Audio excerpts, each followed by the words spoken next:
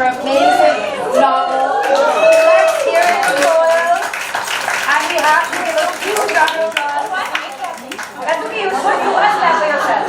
You must clap for yourself. And a big warm welcome to Suhana. Thank you so much for being here today. I'm genuinely so excited that my first public conversation with Suhana is not set pick consta prank isne khela yaar, right? So we're going to have an intelligent conversation and it's going to be super fun, and it's so nice to see the love in the room for you, Koel. And I can just tell you, you're going to love this book because we have read it and devoured it and we have absolutely adored it. But first, I would like to invite the MD, the publisher, Kapish Mehra, to come and say a few words. Can you come join us up here? Can we please get a round of applause? Sorry, Kapish, we don't have a seat for you, but we would love for you to come and say a few words. I'm worried about how they speak. No, take the mic. Problem solved. There you go. Can we give him a round of applause, please? Thank you. Okay, first of all, we've done a lot of book launches and we've been fortunate enough to publish books which merit book launches. But I haven't seen in the last 17, 18 years of my career a book launch like this, because like Mali mentioned, the energy, the love, the warmth, it almost seems like the birthday party of the most popular girl from the class. So, you're not wrong. So Koel, I think that goes to say a lot about the support you get from your friends and family. Needless to say, it's been wonderful working with Koel. I didn't know her from Adam. It is somebody we both immensely are scared of, Kali, who introduced us. And thank you, Kali, for that lovely phone call on a Sunday afternoon, which is typical Kali, saying, how can you be sleeping? So, you know, and not only that, she did insist that Koel all the way from Paris should call me right in the afternoon on Sunday and say, "Meri baat ho gayi hai, now you speak to her." So that's Kali for you, and I'm just taking, because there's a few chances in life you get where you can take on both the sisters in a public forum together. But having said that, ladies and gentlemen, I must admit, it is one of the nicest reads that I have come across in this space. It is not very easy to weave in multiple protagonists, and the way Koel's been able to do that seamlessly is really credit to her writing style, and I wish her all the very best. I'm not only sure that it will be a success tonight, but I'm very sure it will be a success even for many weeks to come after this. So all the very best. It won't be invisible anymore. Yes, thank you so much. Alright, now we're going to have a conversation about this book, and we're going to try not to leave you out of the multiple conversations we've had discussing the characters because we're so deeply invested in them. But I promise you, when you buy and read this book, you will be too. And I have to tell you, people have had such amazing things to say about your book, Koel, and I think it's so aptly described by Shobha Day as an outsider-insider novel, a must-read by Twinkle Khanna, a remarkable debut. And I personally am really thrilled to be part of it because in a while I'll tell you how I first met Koel, which is also quite an accidental friendship. She doesn't even remember the story, by the way, so it's kind of amazing. Alright. But first of all, I would really love to welcome you all and thank you so much for being here. It means the world. It is so hard to write a book and pour it out on the pages where you can no longer go back and edit and change what you wrote like you can on social media. When it's out there, it's a print and it's a labor of love. So please, one more round of applause for Koel for this fantastic, beautiful book. Amazing. Alright, so let's begin with Suhana. Thank you so much for doing this today. It's the first time you're having a conversation like this, and I know we're all kind of jittery, so we're smiling extra, please, so just throw us some love. But I'd love to know what made you want to be here today, and what makes you want to talk about this book. Firstly, thank you so much for hosting this conversation and moderating it, and thank you, Koel, for having me here and choosing me to launch your book. I think what I loved about this book was that the writing, the way that you've written this book, it's so accessible, yet it's full of contradictions. And even the characters, they're so flawed and so real, but relatable at the same time.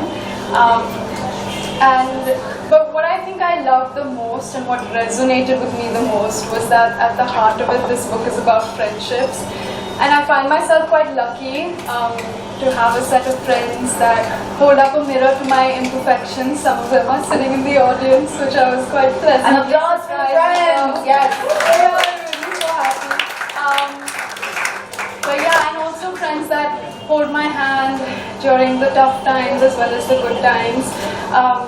And what I find beautiful about friendships is that friendships defy logic. They can come from anywhere.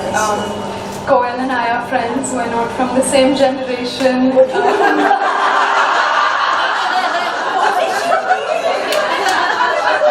Sorry. Ignore that one. Okay, we're not from the same city. But we're still friends. I don't know how, but we're still friends.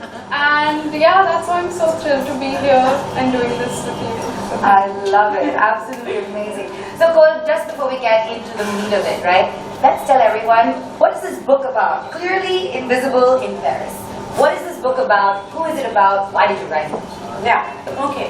So, you know, three of us have been so involved in digging deep and like analyzing and breaking down all these texts and really being self-indulgent like that. Please show them how many notes there are in your book. Yeah, not good. So, but I just want to simplify it and not ruin any spoilers. So just that when we get into the depth of the conversation, you can actually follow. So it's called Clearly Invisible in Paris. And no, it's not a memoir because I'm not invisible ever, anywhere. Okay?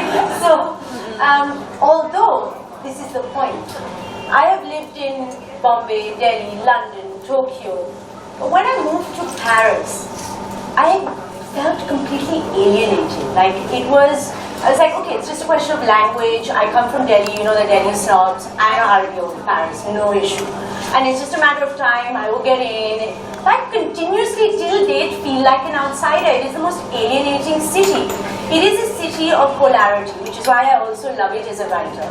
It is at one end, the most egalitarian society, and yet the most divided city. We see that in the riots, we see that everywhere. It is the city of love.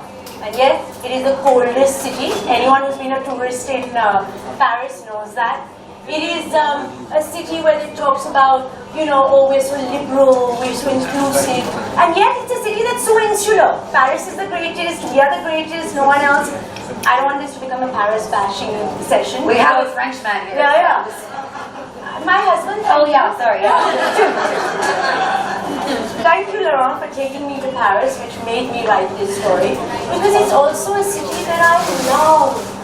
Every time I'm dejected by my life there, I look around in the cityscape, there is no city like Paris. And so therefore the desire to want to fit in. And it wasn't just me, everyone that I was meeting around me had a similar story to tell. Like amazing, fabulous women, men, who were all just trying to fit in. We were outsiders. And you don't normally think of immigrants as people like me. You know, you just don't. You think of them as people standing in a line and refugees or poorer or different, I don't know, different socio-economic background, but I'm an immigrant. I am very much an immigrant and I'm made to feel like that in this city.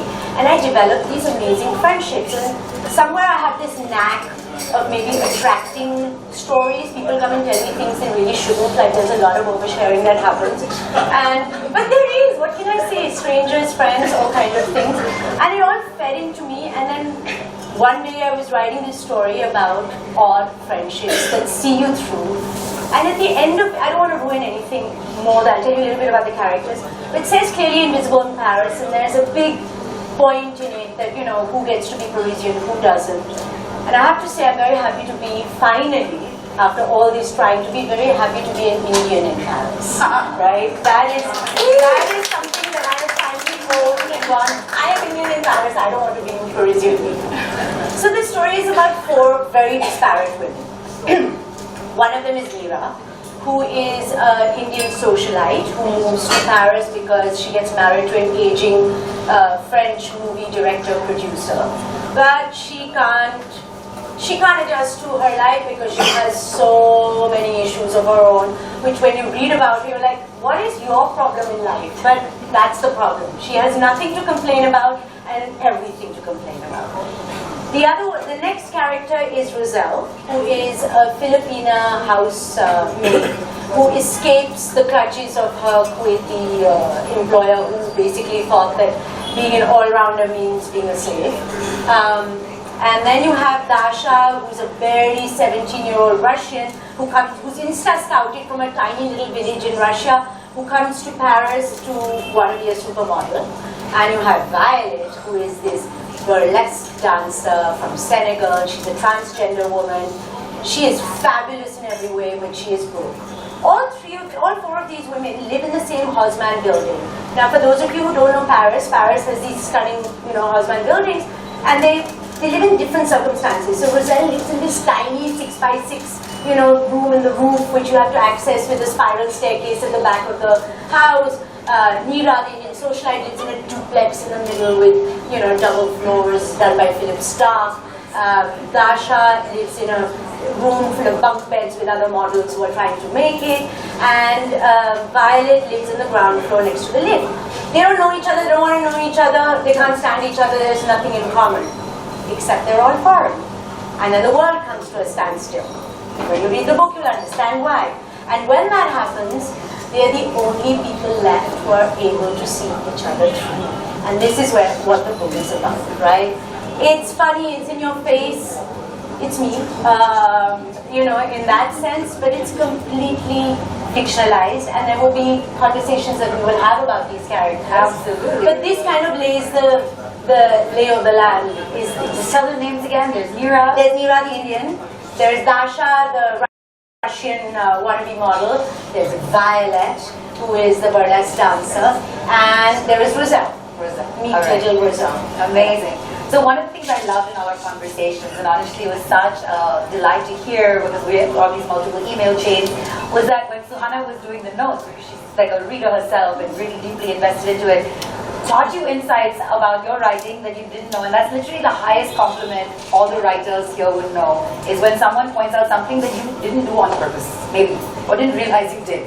So I'd love to know, what was like your favorite part of the book? What are some of the things that really stood out to you? And you're like, and that's the meat of it, There's always a great story, but when you find something that you're like, oh wow, did I find that? And I think you did for Koel. I mean, I don't know if this was intentional, and I don't want to give away any spoilers or anything, because there was so much that I loved about the book. But I think in terms of your writing, I just love the way you use juxtaposition throughout the book. And right from the get-go, the title of the book is clearly invisible in Paris, and the clear and invisible, those antithetical terms, they just kind of lay the narrative out there for the reader already from the beginning, because you know that this book, it kind of highlights the contradictory nature of the book. And I think that was my favorite part of the book, was this paragraph that you wrote about duality. Can you read it? I can. Let's do it! Yes! Okay, I have it I here. don't expect you to remember it. Please, I'm really good at memorizing quotes and stuff. I won't remember it. So, I mean, I can read it, but you don't give a shade for this for memorizing your book. But I mean, you talk about, this is a quote from the book, the inseparability of contradiction, and how basically light doesn't exist without darkness, or there's no winter without summer. You can't feel happiness without having felt sadness, and essentially just stating that there is no good without the bad. So I think that was a very hopeful paragraph, because it just kind of shows that there's a balance in the world. But then, more than anything, I found that it ties in with all the characters of the book, and how they are so different, and how they are such opposites of one another. They're all foils of one another, the four main characters, Violet, Dasha, Neera and Roselle, just reiterating it for everyone. But they're so opposite and they're so different, and I somewhere like to believe that that's what attracted them to one another. I like the whole idea of opposites attracting and opposites complementing each other. In real life you see two, a couple, and they're so different but they go so well together. Like chalk and cheese. Yeah, that we kind of seek things in other people that we don't find in ourselves. So I love that. I love that you complete me kind of a thing. This part that you talk about, the contradiction, inseparability of contradiction, it is actually in reference to Dasha, the younger girl, whatever happens, starts looking up to Violet as this character that, you know, can be a mama, bee or whatever. And she thinks, when I grow up, I want to be Violet. And one day this is not a spoiler, one day she happens to be in her little apartment, which is all things sparkly. And she opens, you know, she doesn't have anything to do, so she opens the cupboards. And it's full of gender transforming pills and hormones and all the things that go into making Violet, right? And so Dasha is like, no, I love the fact that she's male and female energy and that matches and this is the biggest power that the universe can have and nothing. But she can't get her head around the fact that she's actually a creation of something, that she's not the body that she wanted to be, and there's this contradiction of it, and it's a really dark point, but I'm glad you got hope out of it. Yeah, you know? Because that's what makes Violet so beautiful, that she's this contradiction, that she's male and female, I guess. Right? And That's this is exactly what we were talking about, Suhana, that when we spoke the first time, like, and this is true, Rajat, you know that, like, when you make anything, whether it's a painting, a film, a book, or anything, you kind of do what you can, you finish it, you seal it, but till the audience or the receiver or the viewer, you know, interprets it, views it, it's not complete, and that is always so subjective. There are things they see in it that you didn't even intend, and for me that is I can't tell you the early readers who have read the book and the things they've come up with, and they were like this, and I was like, I wrote that, like I didn't mean it like that, but yeah, okay, that's fabulous. So yeah, can't wait for all of you to read the book. It's amazing. But now it's time for me to tell you the story. And I don't know if you remember this, but in 1995, yes, I'm dating myself now, I was hired to be a choreographer for a very wealthy birthday party in South Delhi. And I don't even remember the guy's name, but he was going to pay me 10,000 rupees to teach people dances at this party. And I taught them the paper dance, 3 steps of salsa, and they're all like very rich people. And I used to do all my shopping at Sarojini Nagar at this stage of my life. 17, yeah? So suddenly in a whirlwind, in sort of like hurricanes in Koel, gorgeous, stunning, when the sexy crop top, tied up. At 17, I was not. I was stunning. 17. Maybe you were not. Maybe you were hot. Oh, I was even older than everyone making me older. Let me tell my story. It's a comedy, I promise. Let's see how it goes. So she rushes in, and I've never seen like a creature so magnificent and so like and she's bought this tiny painting as a gift for this guy, which must be worth like a lot more money than I've ever seen in my life. And it comes in, yeah, because I'm Sarojini Nagar at this point. No, and then she comes in and she's doing, and they're all tequila shots on the floor, and I'm like, God, I've only seen this in the movies. And I just assumed that there will be no relatability, and they're going to look through me because I am the hired choreographer for the day. But Koel came up to me and she tapped me and she said, hey, you want some cake? I was like, what? She goes, it's a birthday, you want some cake? She went to the kitchen and got me a piece of cake and a fork, and she said, eat it. I was like, this is amazing, like she knows I exist. And I was like, and you don't remember the story, and we met so many times, and I told you this when I met you so later. That's what I love about this accidental nature of people that you wouldn't expect. And even in the book, the 4 characters who live in this building, day in, day out, sort of walk past each other because we kind of choose to see through people, or people see through us, maybe not even on purpose, or we assume that this person is going to be better than me and I'm not even going to be. But I love that, and you were that character for me in real life, to be honest. So I have to ask, and you know, since she set the tone of not the same generation, let's say not the same city, how did you guys become friends? I know you work together, but again, it's a very beautiful, unexpected, accidental friendship, right? You know, there is a line in my book, and I don't, this is genuinely, it applies to you. There is a line where one of the characters says, finally discovers there is a difference between confidence and self-acceptance, right? And when we're younger, that difference is very, like it's blurred, because you're confident and you accept yourself and stuff. And the first time I saw Suhana walking on set, Maybe she was nervous, I don't know, it was very early days and stuff. Yeah. But that line didn't exist, and as I'm getting older, I have that line very clear. You know, I am very confident. Do I accept myself? Well, I don't know. So a lot of the characters are like that. When I saw Suhana, she was very clearly confident and, you know, full of self-acceptance. So for me, it was almost instant, like, I'm going to be your friend. There you are. For me, She's like, let me tell you my side of the story. when I first met Koel, I was like, she scares me. I was like, she... Raise your hand if Koel scares you. I was terrified of Koel. You're not allowed. She was like no one I've ever met before, and I was like, I don't know how to respond to her. I was like, she's gonna eat me alive. I swear that's my first impression of you. And as we got to know each other and as I spent more time with you, I feel like she brought out this really sassy side to me that not a lot of people get to see, and I really enjoyed that. And also I learned that she's, you know, into plays and writing plays, and in our breaks, like literally on set, she'd be writing a play and making her own stuff, and I thought that was so inspiring. I'm complimenting you now because I called you scary earlier. Please don't. But Because I'm so terrified, I love it. no, I'm not anymore though. No, she's Now I'm amazing that she has no... Yeah, Koel, you're terrifying. I just want to put it out there. In a good way though. Oh, this is actually an intervention. The book is just a... Joking, obviously. Yeah, but it was literally you were talking about, you know, people wouldn't expect you to feel like an immigrant or feel like an outsider, but when I saw you, it was like you just exuded this self-confidence and you were just powerful, I would say. The difference between self-confidence and self-acceptance, right? So there is a difference. And because I don't want to be bashed anymore, I'm going to read a bit. Can I? You can.